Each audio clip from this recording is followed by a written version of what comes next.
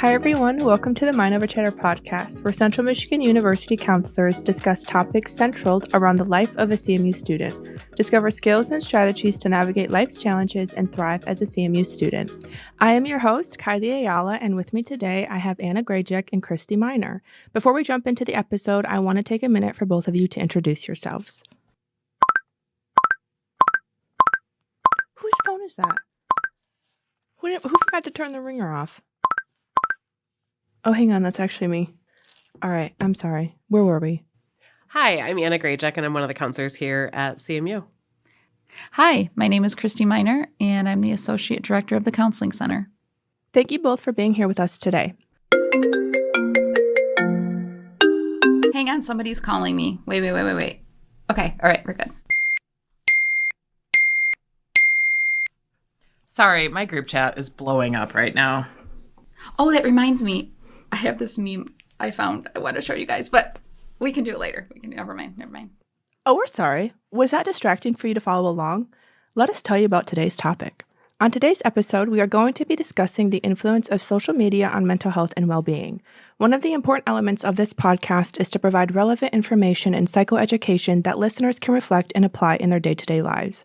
Today's topic offers the opportunity for you to reflect on your social media usage and habits. So, the question to get us started is, how are people using social media? I think there's a ton of ways that people are using social media, whether it's connecting with friends that are across Michigan, across the country, making sure that people are staying connected with people that they're meeting on campus, certainly for work and class-related stuff, as well as just getting connected with other people. Students, and not only students, but everyone.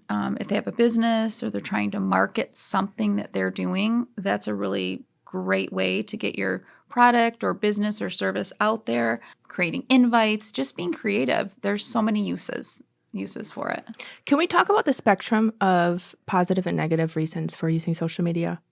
Yeah, well, just like we kind of indicated how people are using it, so many, positive ways out there, but with anything like that, there's going to be some negative impacts.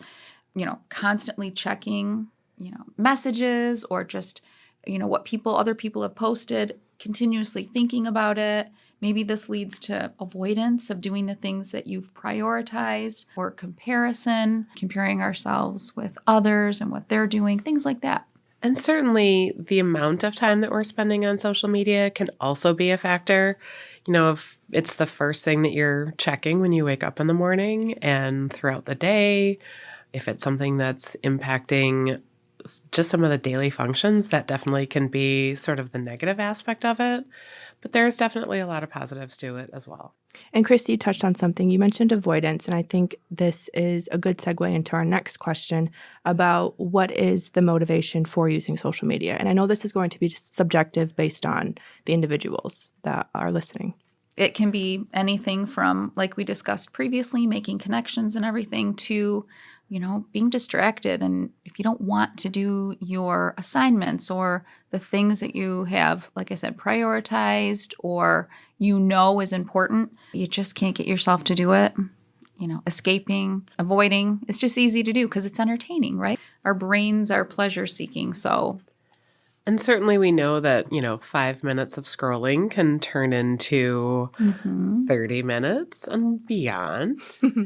And sometimes we're not even really paying attention to how much time has been down a rabbit hole. Doom scrolling. Doom scrolling is exactly it. So with that, what are the impacts of excessive social media usage? And I wonder, because I know that's a very broad statement, but I wonder if we start with what defines excessive. Well, I think I kind of touched on it a little bit. If we are looking at, is this something that's impacting other aspects of life? If this is taking away from time that would typically be devoted to homework or class time, then that's one piece. If it's taking away from other in-person relationships sometimes, if we find that other things are sort of falling to the wayside so that they're not getting done, we're constantly feeling like we're behind or playing catch up, then that definitely is a sign that we might need to reevaluate and kind of look at where is our time going and how much time is really going into social media. That's definitely a good place to start sometimes.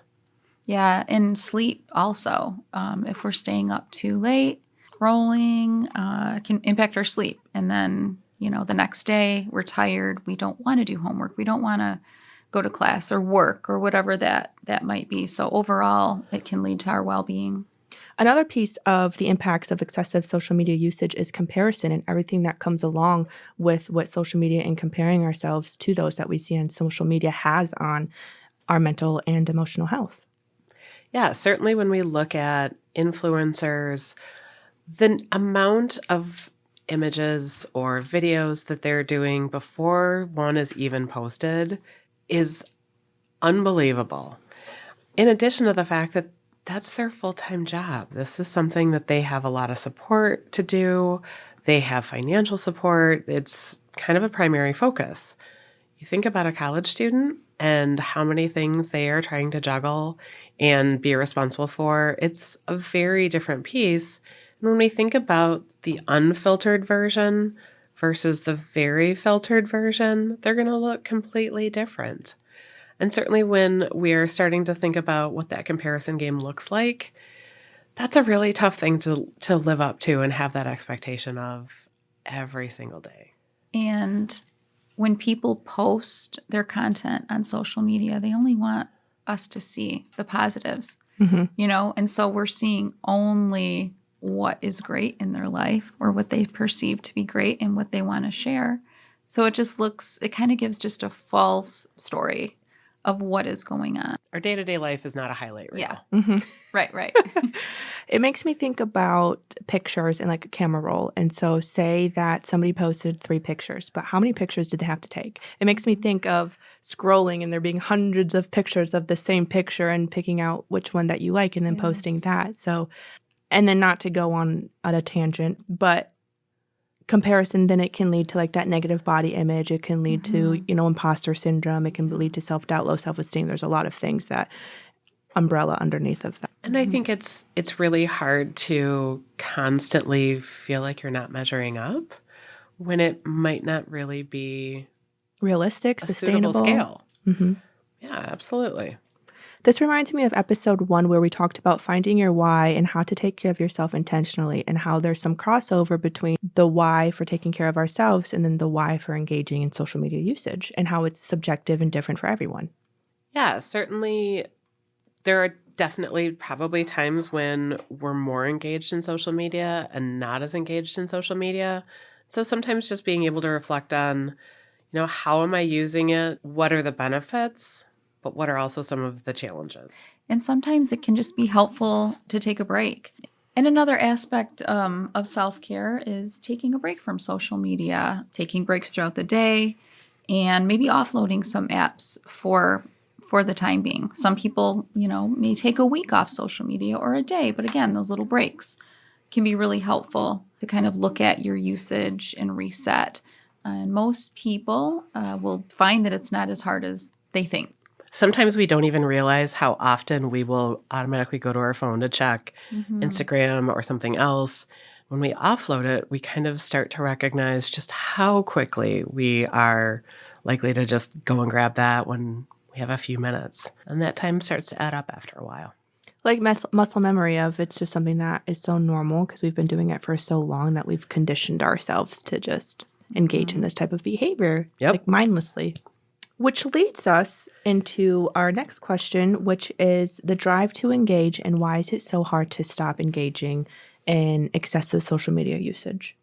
I always think about the dopamine boost that it can give us. So dopamine is a chemical messenger in our brain that affects motivation, movement, reward seeking. This is why it's really hard to avoid engaging sometimes.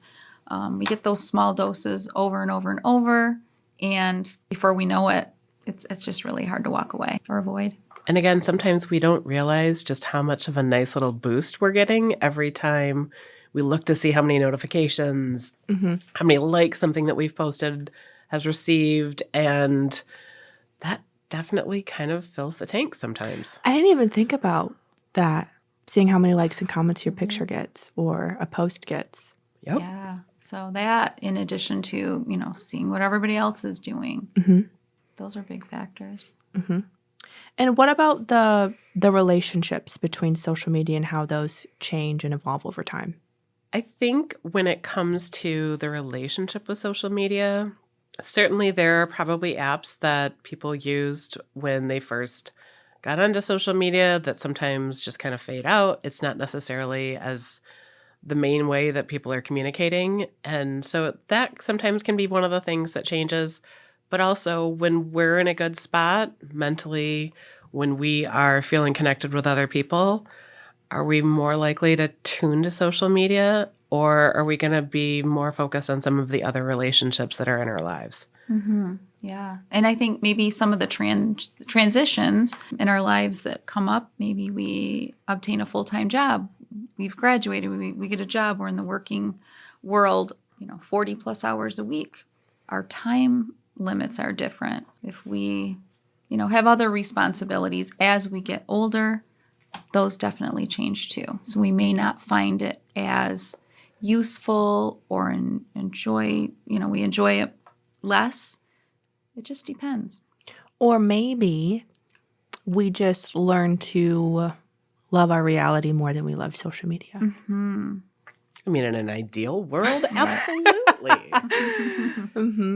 But sometimes it just makes me think about what is missing from your reality or your worldview that you get from social media that you might not be getting in your own daily life. And I wonder if, again, that goes back to that comparison piece, or that's seeing, on social media, other people your age that are doing things that maybe you want to, but you don't have the means to do it, or it's just not your time to do it. And so then feeling like you're behind. And so it's that catastrophizing, that rumination of going down that dark hole of negative thoughts. I think it's entertainment too. Sometimes it's all of that. And then it could just be like, what's going on out there, just like turning on the TV and binging a show. Well, and it sometimes is just a nice break from all of the hard things that we do in a day. I mean, being responsible for a full course load, working, thinking about the future, planning for the next steps, that takes a lot of energy and a lot of thinking, and sometimes that can be stressful. So being able to escape into social media means that our brain kind of gets a little bit of a break. Sometimes it's not necessarily the most beneficial break, but it certainly serves a purpose as well. Which, again, that reminds me of episode 2 where we talked about the different types of stress, and we also touched on engaging or indulging in certain things within moderation. And I wonder how that can also apply to social media, because I don't think we're telling people not to engage in social media use. It's something that's here. It's here to stay. It's just going to continue to evolve and adapt, as we continue to evolve and adapt. So how can we have that balance, like you've mentioned, of sometimes, after a long day, we just want to do something mindless because our brain has been so turned on that now we just want to turn it off and indulge in TikTok, doom scrolling, binging, whatever that looks like for you. I think one of the things that we can definitely put into place is being intentional with how much time is actually going to social media. Certainly there are ways to set time limits on apps, in our phone, or whatever device we're using, so that there's at least a cutoff point. Because sometimes when we're in the middle of a doom scroll, we are not going to sit there and go, oh, it's been 45 minutes. I should probably stop now. It's 4 hours later. So there are definitely things that we can do to be intentional with that. It's also a piece of sometimes just pausing to say, what do I need right now? And is it to just mindlessly scroll? Then great, set a limit. But if it's, I'm really stressed and overwhelmed, are there some other things and other activities that might be more beneficial? Or maybe it's, connecting with a friend in person so you can have a conversation about what's going on versus I just want to avoid everything. And I think, a lot of people have hobbies. What hobbies do you have that you might just shift to instead of, scrolling, or find something that may be of interest and focus on that? And with the weather getting warmer, that means that, being able to spend some more time outside than we have been in the bitter cold. Yeah. And we touched a little bit on this next question, but I just want to offer us to further expand on it. What are some tips and strategies to effectively manage social media use and to build a healthier relationship with it? And how can we be intentional with the social media that we are using? One thing I like to, think about is, putting your phones down when you're out to dinner with friends or family, or if you're sitting at the dinner table with your family or with friends. If we're going to eat a meal, it takes 20 minutes, or maybe we're at a restaurant, we're there for an hour. And another thing that most of us do is we're studying or we're doing homework or work or some sort. So being able to put your do not disturb on or put the phone away completely, because that is allowing you to really truly concentrate on what you're doing, which might mean that it takes less time than you're anticipating, but it also is allowing you to practice that sustained attention on one thing at a time, which is definitely one of the challenges with social media, is that constant, new information, which when we look at the dopamine, that is one of those pieces. So being able to practice that skill of putting things away, being able to focus on one thing at a time, having that sustained attention, but it also gives you a break from the social media too. Another important tip that sometimes, we often don't think about is, asking yourself if your values align with your social media usage. So if you value time with friends, quality time, quality relationships, you value school, you value Sleep, yes. And those hobbies that I had mentioned before, does our usage align with that? So like if school is just something so important to you, your grades, your connections, if you are, on social media, is it taking time away from that? So I would challenge everyone to look at that and ask yourself that question. The reality of social media is that it's not going away. Social media apps are designed to pull you in and keep your attention. Be mindful of the appropriate times to use social media so that it does not disrupt or impair your ability to function. Your greatest commodity is your attention. Be mindful of how you choose to spend it. All social media is not bad. It's how you utilize it that can be.